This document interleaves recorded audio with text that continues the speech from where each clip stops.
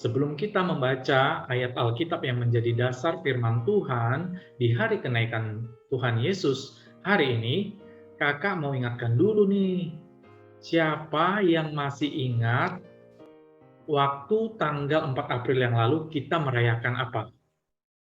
Hari kebangkitan Yesus.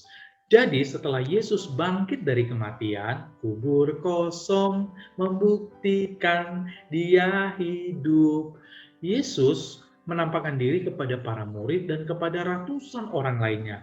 Jadi ada banyak saksi adik-adik yang melihat bahwa Yesus betul-betul bangkit dari kematian. Lalu Yesus juga mengajar kepada banyak orang. Nah, suatu hari tepatnya 40 hari setelah Yesus bangkit atau yang kita kenal dengan istilah Paskah, Yesus bercakap-cakap dengan para muridnya. Nah, salah satu obrolan mereka itu adalah nas Alkitab yang kita baca hari ini. Nah, tapi kali ini kita akan minta tolong sama Google Assistant untuk membacakannya buat kita. Silakan. Maka bertanyalah mereka yang berkumpul di situ, Tuhan, maukah Engkau pada masa ini memulihkan kerajaan bagi Israel?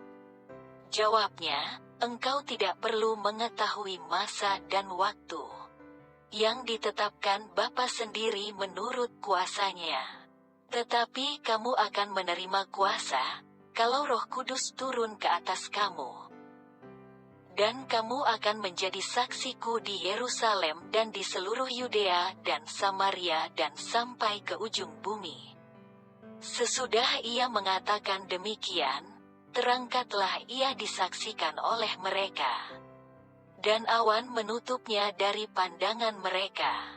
Ketika mereka sedang menatap ke langit waktu ia naik itu, tiba-tiba berdirilah dua orang yang berpakaian putih dekat mereka, dan berkata kepada mereka, "Hai orang-orang Galilea, mengapakah kamu berdiri melihat ke langit?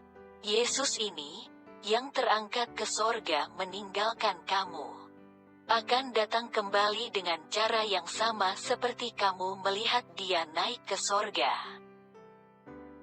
Demikian firman Tuhan. Adik-adik, mengingat hari kenaikan Yesus ke surga, kakak teringat satu peristiwa ketika kakak mengajar di sekolah minggu, di HKBP juga ya adik-adik. Waktu itu ada seorang adik sekolah minggu yang namanya Chandra bertanya pada kakak, "Kak, kenapa sih kak Yesus harus naik ke surga? Kenapa Yesus tidak tinggal saja bersama kita di dunia?" Wah, mendengar itu kakak terkejut karena si Chandra tadi bertanya sesuatu yang sangat penting untuk kita ketahui. Adik-adik udah tahu belum jawabannya? Nah, jawabannya ada 3 adik-adik. Mengapa Yesus harus naik ke surga? Yang pertama, karena Yesus sudah mengatakan sebelumnya, jauh-jauh hari nih, bahwa Roh Kudus tidak akan turun ke dunia kalau Yesus tidak naik ke surga. Nah, karena Yesus berjanji, ia pasti menepati. Jadi, Yesus naik ke surga untuk mengutus Roh Kudus kepada kita sesuai dengan firman Tuhan dalam Yohanes 16 ayat 7 yang berbunyi demikian. "Namun benar yang kukatakan ini kepadamu adalah lebih berguna bagi kamu jika aku pergi. Sebab jikalau aku tidak pergi, penghibur itu, Roh Kudus, tidak akan datang kepadamu. Tetapi jikalau aku pergi, aku akan mengutus dia kepadamu." Nah, sekarang adik-adik mungkin akan bertanya, Roh Kudus ini siapa sih Kak ya? Nah, kalau adik-adik mau tahu tentang siapa itu Roh Kudus, adik-adik harus tetap rajin sekolah minggu. Kenapa? Karena 10 hari ke depan kita akan merayakan hari turunnya Roh Kudus atau hari Pentakosta. Di sana akan dijelasin nih siapa sebenarnya Roh Kudus. Ikutin ya ibadahnya adik-adik. Yang kedua, mengapa Yesus harus naik ke surga adalah karena Yesus sendiri sebenarnya berasal dari surga adik-adik. Masih ingat nggak pesan firman Tuhan di hari Natal? Bahwa Yesus adalah Tuhan yang datang ke dunia untuk menebus dosa-dosa kita semua adik-adik. Jadi Yesus naik ke surga, sebenarnya Yesus kembali ke rumahnya adik-adik. Yang ketiga, mengapa Yesus harus naik ke surga adalah untuk mempersiapkan tempat bagi kita di surga. Hal ini sesuai dengan janji Tuhan dalam Yohanes 14 ayat 2. Berbunyi demikian, "Di rumah Bapakku banyak tempat tinggal. Jika tidak demikian, tentu aku mengatakannya kepadamu, sebab aku pergi ke situ untuk menyediakan tempat bagimu." Adik-adik, kita memang punya rumah di dunia ini. Sekarang adik-adik tinggal sama papa mama. Besok kalau sudah dewasa, sudah punya rumah sendiri. Tapi adik-adik mesti ingat, rumah yang ada di dunia ini adalah sementara saja kita tempati adik-adik. Sementara itu bisa sampai 60 tahun, 80 tahun, atau mungkin kurang lebih 100 tahun. Setelah itu bagaimana adik-adik? Ya, kita semua manusia pasti menghadapi kematian. Sebagian dari adik-adik, khususnya kelas besar nih, pasti sudah belajar mata pelajaran IPA. Di IPA dikatakan, manusia sebagai makhluk hidup pasti akan mati. Itu kalau di IPA ya. Tapi kalau di agama kita, agama Kristen tentunya, firman Tuhan mengatakan, setiap orang yang percaya kepada Yesus tidak akan binasa, melainkan beroleh hidup yang kekal. Jadi bagi kita yang percaya kepada Yesus, kematian bukanlah akhir dari segala sesuatunya. Suatu hari nanti kita akan dibangkitkan seperti Yesus sudah bangkit. Lalu kita akan dibawa ke surga bersama-sama dengan Tuhan Yesus. Hal ini sesuai dengan Yohanes pasal 14 ayat 3-4. Berbunyi demikian, "Dan apabila aku telah pergi ke situ dan telah menyediakan tempat bagimu, aku akan datang kembali dan membawa kamu ke tempatku, supaya di tempat di mana aku berada, kamu pun berada. Dan kemana aku pergi, kamu tahu jalan ke situ." Nah, itulah 3 jawaban atas pertanyaan si Chandra tadi, mengapa Yesus harus naik ke surga. Adik-adik, kalau tadi kita perhatikan ayat Alkitab yang dibacakan oleh Google Assistant, murid-murid Yesus bertanya, "Tuhan, maukah Engkau pada masa ini memulihkan kerajaan bagi Israel?" Murid-murid Yesus ternyata hanya peduli tentang kerajaan Israel di dunia ini, supaya kerajaan Israel bangkit kembali seperti masa Daud. Padahal Yesus lebih senang bicara soal kerajaan sorga, di mana Yesus adalah yang menjadi rajanya. Itulah sebabnya adik-adik, pertanyaan murid-murid itu dijawab oleh Yesus begitu saja. Yesus langsung bicara pesan-pesan yang jauh lebih penting sebelum ia naik ke surga. Apa saja pesan itu adik-adik? Nah, yang pertama, diberi kuasa menjadi saksi. Jadi kakak atau adik-adik atau kita sekalian diberi kuasa menjadi saksi. Saksi itu sebenarnya orang yang melihat atau mendengar suatu kejadian.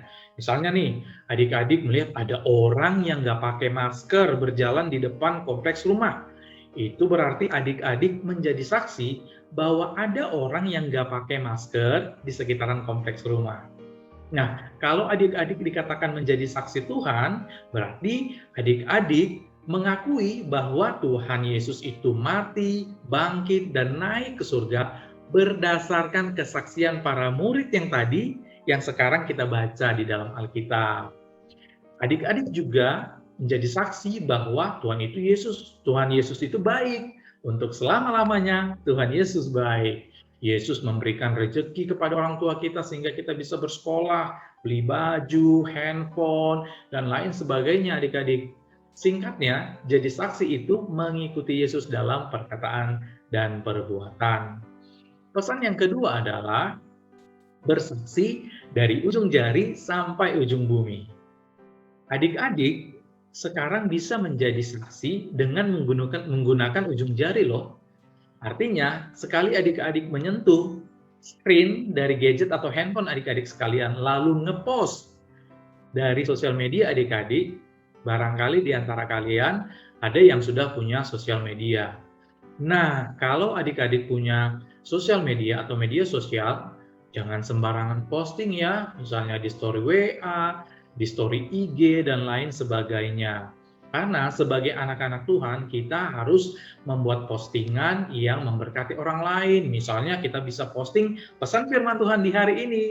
Atau kita bisa posting ilmu pengetahuan yang baru kita dapatkan dari sekolah. Contohnya, cara cepat perkalian atau pembagian matematika. Wah, itu pasti memberkati teman-teman dari adik-adik sekalian. Atau contohnya, cara cepat menghafal nama-nama tumbuhan nih.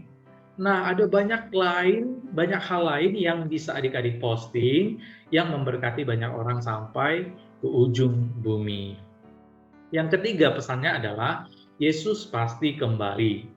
Yesus naik ke surga nggak pakai pesawat adik-adik, nggak seperti astronot yang naik pesawat luar angkasa. Adik-adik pernah lihat video atau foto astronot naik ke luar angkasa? Nah, Yesus naik ke surga juga nggak seperti superhero dalam film-film Hollywood. Kalau di film-film itu, mereka pakai teknologi yang namanya CGI.